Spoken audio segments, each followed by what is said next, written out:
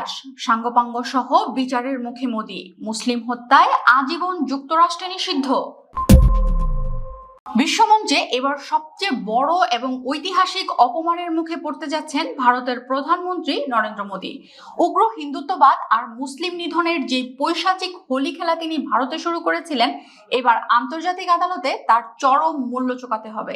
আমেরিকার সবচেয়ে ভয়ঙ্কর আইনি খড়গ ম্যাগনেটস্কি অ্যাক্টের ফাঁদে আটকা পড়তে যাচ্ছেন মোদি এবং তার দুই কট্টর হিন্দুত্ববাদী সাঙ্গপাঙ্গ। উত্তরপ্রদেশের মুখ্যমন্ত্রী যোগী আদিত্যনাথ ও আসামের মুখ্যমন্ত্রী হিমন্ত বিশ্ব শর্মা। অভিযোগ চূড়ান্ত হলে আজীবন যুক্তরাষ্ট্রে প্রবেশে নিষিদ্ধ হওয়ার পাশাপাশি বাজেয়াপ্ত হবে তাদের সমস্ত বৈশ্বিক সম্পদ। 2009 সালে রাশিয়ায় $23 কোটি দুর্নীতি ফাঁস করে কারাগারের নির্মম নির্যাতনে নিহত হন কর আইনজীবী সার্গেই ম্যাগনেটস্কি। তার নামে 2012 সালে যুক্তরাষ্ট্রে এই কঠোর আইনটি পাশ হয়। এর একমাত্র লক্ষ্য বিশ্বের চরম মানবাধিকার লঙ্ঘনকারী ও স্বৈরাচারী নেতাদের সম্পদ বাজেয়াপ্ত করা এবং তাদের যুক্তরাষ্ট্রে আজীবন নিষিদ্ধ করা। আর এবার ঠিক এই চরম আইনি খড়গটি ঝুলছে মোদী সরকারের মাথার উপর। সম্প্রতি US Commission on International Religious ফ্রিডমের এক চাঞ্চল্যকর শুনানিতে ফাঁস হয়েছে মোদী সরকারের আসল রূপ। মার্কিন বিশেষজ্ঞ রাকিব হামিদ নায়েক বিশ্ববাসীর সামনে অকাট্য প্রমাণ সহ তুলে ধরেন কিভাবে খোদ প্রধানমন্ত্রী মোদীর শীর্ষ নেতৃত্বের প্রত্যক্ষ অনুমোদনেই সংঘ পরিবার, বাজরাং দল ও বিশ্ব হিন্দু পরিষদের মতো উগ্রবাদী নেটওয়ার্কগুলো মুসলিম ও প্রান্তিক জনগোষ্ঠীর উপর পদ্ধতিগত দমনপীড়ন চালাচ্ছে।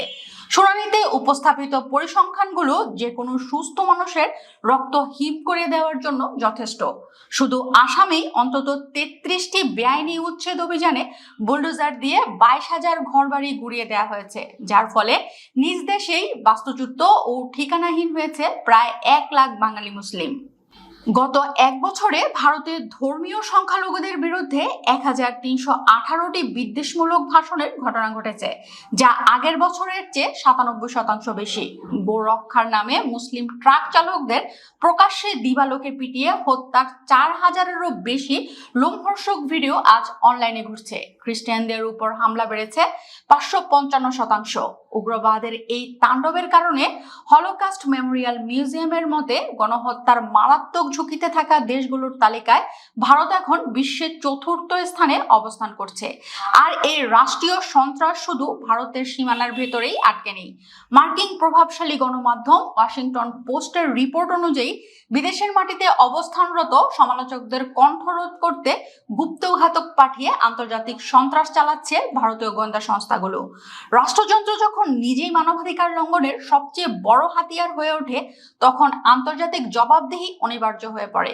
যোগী আদিত্যনাথের লাভ জিহাদ উস্কানি থেকে শুরু করে হিমন্ত বিশ্ব শর্মার মুসলিম বিদ্বেষ সবকিছুই আজ আন্তর্জাতিক নজরদারিতে। এখন পুরো বিশ্ব রুদ্ধশ্বাসে তাকিয়ে আছে। ম্যাগনেটস্কি আইনের এই চরম নিষেধাজ্ঞা প্রয়োগ করে যুক্তরাষ্ট্র কি মোদীর হিন্দুত্ববাদী দম্ভের কফিনে শেষ পেরেকটি ঠুকতে পারবে? মুসলিমদের রক্তে রাঙানো হাত দিয়ে মোদী কি আজীবন নিষিদ্ধ হতে যাচ্ছেন? উত্তরটা এখন কেবলই সময়ের অপেক্ষা।